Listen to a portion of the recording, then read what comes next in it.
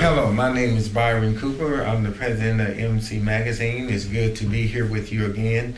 I'm sitting here with a legend in his own way and own right, Phillip West, who was the former mayor, and much, much more you will learn about as we discuss here on MC Presents today. Well, Mayor West, I'm going to call you Mayor West. It's a pleasure being here with you today, and it's an honor for you to be here and let us serve you and be able to talk with you about the history. I feel, Mr. West, that there is something significant is changing. Yes. In this territory, particularly of Natchez. Yes. And Adams County. What is your take on that with all of these new individuals, Sheriff Patton and the former mayor that now we got another black mayor. Yes. But you were actually one of the first leading African-American mayor in Natchez, is that correct? Yeah, that's correct. I was the first mayor elected since Reconstruction. Wow. You could say in modern times, 150 years ago. But there is significant change. Actually, when I was elected mayor in 2004, I got very little of the white vote, about 1%. And of course, since that time, and I'm really articulating how far we've come from a mindset in our city.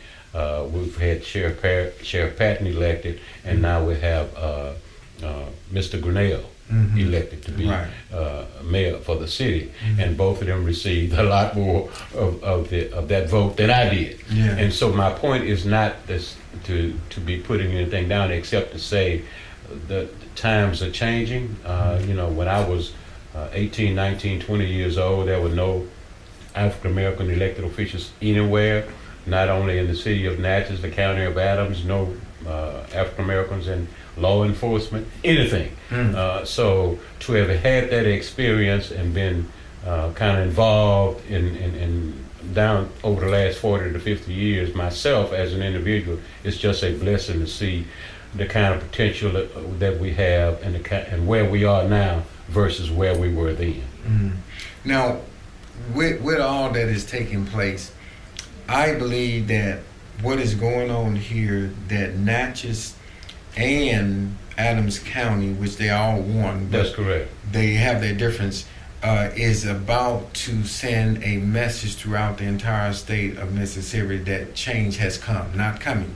That's correct. But change has come. Well, it's funny you mention that because I articulated something to that effect just last week, as a matter of fact, at a forum I was at, the fact that I think what is happening in Natchez and what can potentially happen in Natchez can also signify a significant change for the state of Mississippi. Absolutely. Because Natchez, of its unique history, having been the oldest settlement on the Mississippi River, celebrating our 300-year tricentennial this year, and had to see us go from being nowhere to a situation that really represents a partnership. It represents a partnership where the African American community would have its fair share of representation based on its population that's never existed before in our history.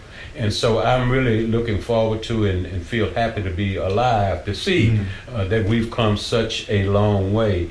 And I can only, I'm very optimistic about the future for our city. And I really, again, believe that if we do as we're supposed to do, and if things work out in the right kind of way, and if we do the right thing, then we can be not only unique from our historical perspective, but unique in setting a pace that the state of Mississippi would have to follow. And indeed, and if Mississippi moves forward, the United States of America will move forward, because Mississippi could move forward, and it can really move the rest of the country in a positive way. And I believe the reason you saying that, and there's truth to that, is because Mississippi was one of the leading states that perpetrated all of this viciousness of slavery and the brutality of blacks. That's correct. And so if they can change from that shifting and move into a very positive shifting, the same impact they had in the negative way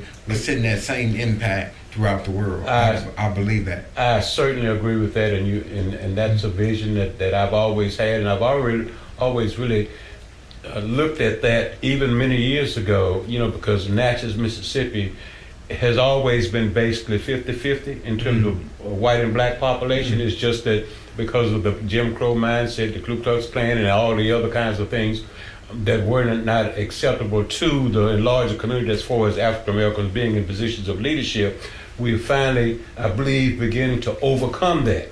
Because I tell people all the time that in America, and this is through not just Mississippi, there are two factors, not necessarily in this order, it's power and race that drives this country. You know, race has been used so much in so many places as the determining factor in decisions that people make, and we can see that to a certain extent during the presidential campaigns and when Barack Obama took office and so forth. You know, when Barack took office, what did we have? The Speaker, the Senate Majority Leader say, day one, my job is to make sure he does not get reelected. I mean, that's saying something out of the mindset that exists and that he represented at that particular time. So I'm saying, yes, I believe, are ready to move forward in a better way, and I really believe the city of Natchez can be that conduit and that example and that symbol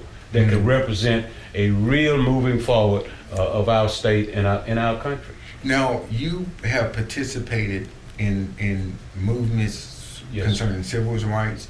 You were telling me on the phone how bad back in the day as a young man, did what you seen with racism and the Jim Crow law, how bad did that affect you, and did that drive you to become the pillar that you have become today? Well, actually, there were two things. When I graduated high school in 1964, I'm from a family of 12 kids, and I'm the seventh child. And it was the practice that we would either go north or go join the military. So I went to Chicago in the summer of 1964, and my Sam Cooke's song came out. I was born by the river in a little tent, just like that river. I've been running ever since. That was my theme song the first time I ran for mayor. Wow. Okay, before Barack Obama. Okay, but in any case, that song and what I could see that in Chicago that I had not seen from my hometown said, go back home. Don't do like everybody else has done, leave for a better opportunity, go back home.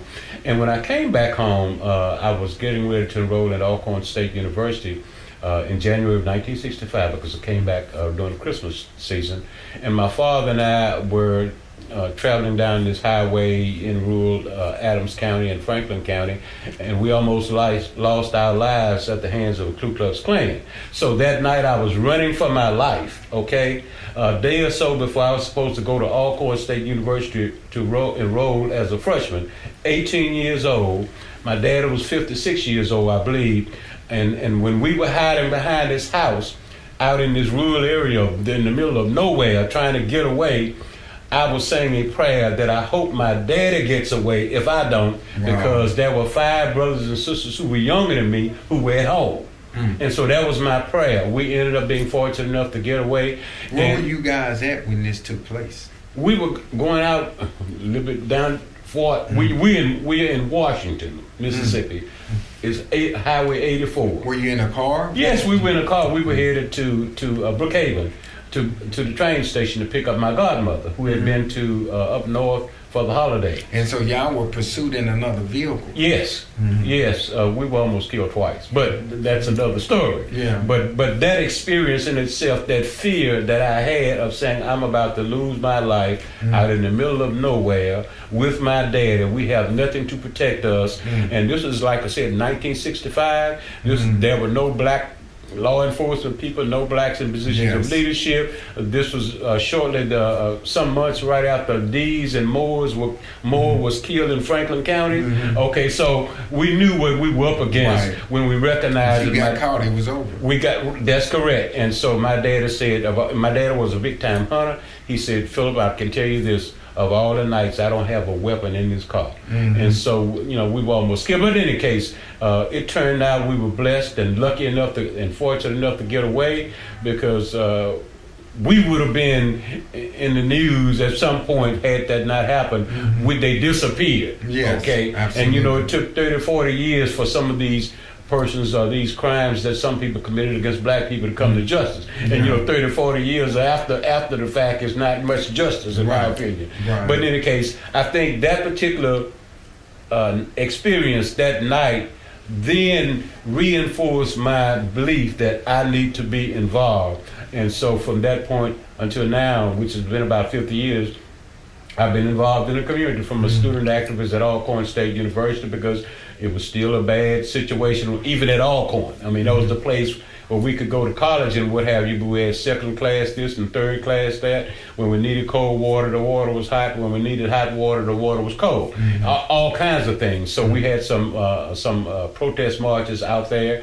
The state troopers came out during one of our marches and shot rubber bullets into the dormitories and so forth. They shot tear gas on the field when Evers came out for a march. I played baseball, so the tear gas came all the way to the baseball field. But in any case, all of that led me to not think in terms of what I wanted to do with my life. I wanted to be a baseball player, manager, something of that nature, a teacher, whatever. I decided to involve myself in this fight for progress and freedom and justice. And that's what I've been doing all of my life in all of my capacities. Wow. In all of my capacities. Once I became a member of the Board of Supervisors, I was still doing some of the same thing. And so when I say we would have a situation now where I shouldn't receive any calls on police brutality as I used to do all of my life.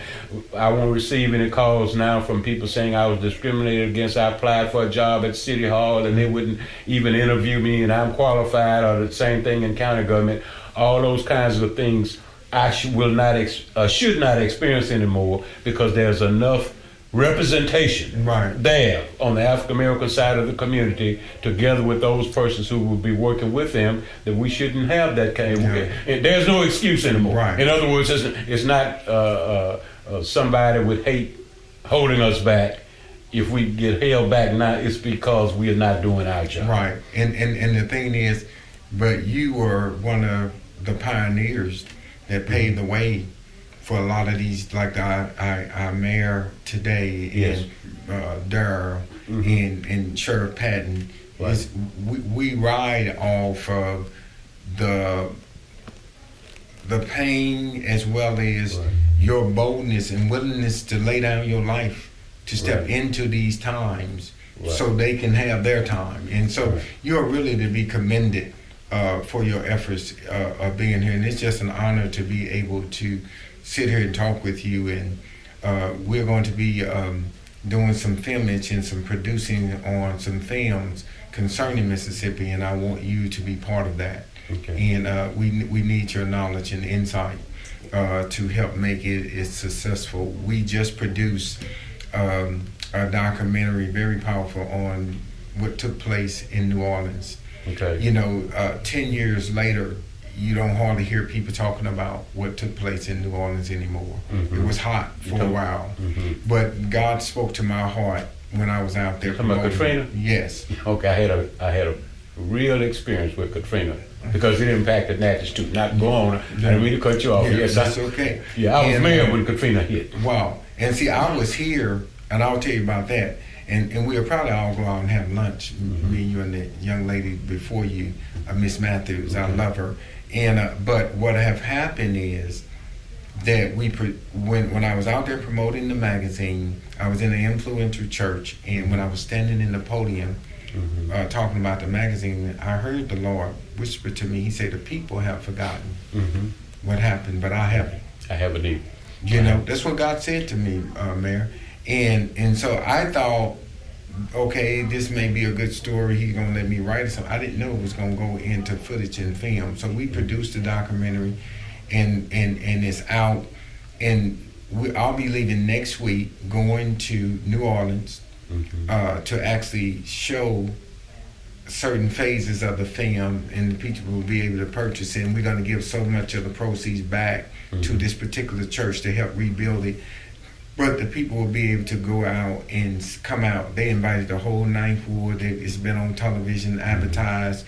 They sending invitations to where ABC, NBC, and all of them cut out things that the people told that they cut out, and they only said what they wanted to hear. Well, we didn't do that. Right. So the people were able to tell the real story. Commanders from law enforcement, what really happened in New Orleans, and so it's been a great inspirational tool. And so we're going to do something very significant here with Mississippi. We would love for you to participate, but I just want you to know we're going to talk further. We just don't have enough time today. But I need to say something before you end this about what you just said. Go ahead. There were 45,000 people who were in the Natchez, Adams County area because of Hurricane Katrina. Our crime rate in the city of Natchez went down. Yes, there was not one person from New Orleans arrested in the city of Natchez for committing a crime. Okay, I was the mayor then. But more significantly, I've made speeches from time to time, not lately. I said, God works in mysterious ways. When those people left New Orleans, okay, most of them left thinking they'll be gone for a few hours or a day or so, but nothing like what did occur. But when they left New Orleans, they either went north or south. If they went to Baton Rouge, there was an African American mayor killed. Wow. When they went to Hattiesburg, there was an African American mayor, Johnny Dupree. When they went to Jackson, there was an African American mayor, Frank Melton. When they came to Natchez, there was an African American mayor, the first time in the history of the city, Phillip West. When they went to Monroe, Louisiana, there was an African American mayor. And I said, when you think about that, every direction for the most part that they went, and most of the people were not, some people were not too excited about black people coming from New Orleans, because these were the poor people who didn't have the necessary resources to have left early, whatever the case may be. But all I'm saying is that's something that probably most people have never thought about. No. So you can imagine if we had been if this had happened during the Jim Crow days. Wow. When none of these cities would have had black mayors. It would have been terrible. It would have been terrible. It would have been terrible, and a lot of lynching. That's correct. It would have been absolutely. I just wanted to at least share it with you for your information. That's why we're going to talk off the screen. I want to discuss some things with you, and but this is why media. We do not have enough black-owned media. That's correct. And God has really challenged me to raise this ministry. It's a ministry to me, but to raise this up so people like you and others can tell these stories and have a voice that we can send around the world. Right. And so it's a privilege to be here with you. It's a privilege to serve you. And I just want you to know, man, that I'm honored to sit here with you. And I look forward for us to doing something in the near future. Listen, you have heard it. This has been Byron Cooper. I have sit here with our former mayor in 2004 that was actually here when the Katrina hit, and we produced a movie and documentary on Katrina.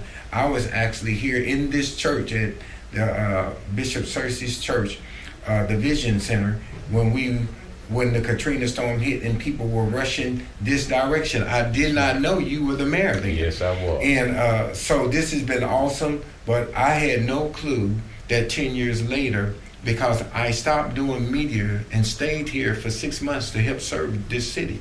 Yeah, it was so many people here. Yes, I didn't meet you, but I'm telling you, people were I know. Everywhere. It was incredible. And Bishop Searcy took this fabulous facility and turned it into one of the greatest shelters in this country, not just in this state, in this country, to help serve all of the incoming people that was coming from that. I was out on the field too. Amen. Yeah. Well, listen, you have heard it from Mayor West, and you have heard it from Byron Cooper. Look forward to hearing from him. I promise you, in the very, very near future again. This has been Apostle Byron Cooper of MC Magazine and MC Production. We'll see you again next time. Bye-bye.